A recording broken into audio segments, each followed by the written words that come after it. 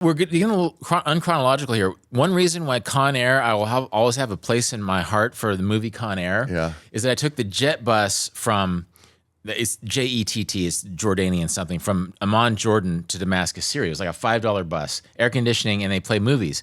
And they played Con Air. I'd never seen it before. Have you seen Con Air? Yeah, I have. Yeah. It's like as if you take every action movie that was ever made and it creates an algorithm that just creates cliche after cliche. It's a delightful movie. It really is. Even the Steve Buscemi, who's the most unsettling character. He's like the Hannibal Lecter. Yeah, he does stuff to children. Right. There was just a girl like, oh, please don't. And then it's like, okay, she didn't get. Right. It's okay. We didn't do that. Yeah. No, like you almost expect him to be Hannibal Lecter, but like he's the voice of reason in that movie. He like actually makes some decent observations in that movie. But what was so delightful is that there's an ironic level at which you can see Con Air. And so I was laughing. Yeah. And all the Syrians in the bus, they were watching it translated, and they were just watching an action movie. They weren't jaded. They weren't like jaded hipsters sort of making fun of it.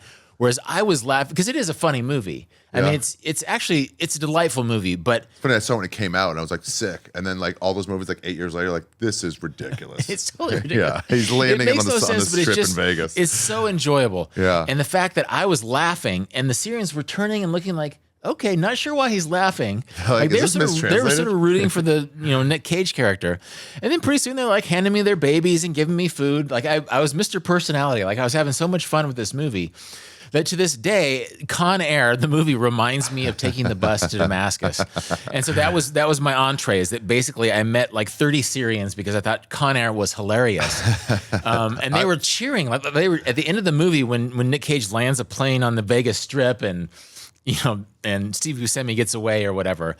They were so excited. They were into it. Whoa. I love that they play movies on these buses. God. Yeah. And it's just like it harkens back to the planes when it was like the movie will start in 45 minutes. Yeah. The movie, not like your choice of movies. Yeah. And everyone's like, you better be on this. Have you ever seen have you ever seen a movie in a weird place and you sort of remember a place because of the movie? Yeah. When I got to Myanmar, where I got this hat, where I first read your book, nice. I might have been wearing this hat. Nice. We went to see. I forgot the name of it, but it was based on a video game, and it was like Knights of the Templar, and this guy was like scaling walls and stuff. God damn, I wish I knew. But yeah, we went to see it, and it was like it's burned in my mind. They serve kettle corn popcorn instead of regular popcorn. Everyone's talking. It's a date night because it's air conditioning. It's the only place with air conditioning. Yeah. People were sleeping in there, and it wasn't like weird. Yeah. It was such a nothing movie that I can't remember it, but I will always associate it with that place. It's funny, everybody was talking because you forget that these movies, people are watching them on the subtitles. I watched Titanic in the Philippines. Wow. And there was people like, there was a woman reading, she probably knew English, but she was like reading the Tagalog subtitles, but like explaining the subtitles to her grandma in her tribal language. And so for half the movie, I'm like, would you shut up? Like I'm thinking in my mind, would you shut up? But in fact, it was like this family experience where she's like helping grandma understand things.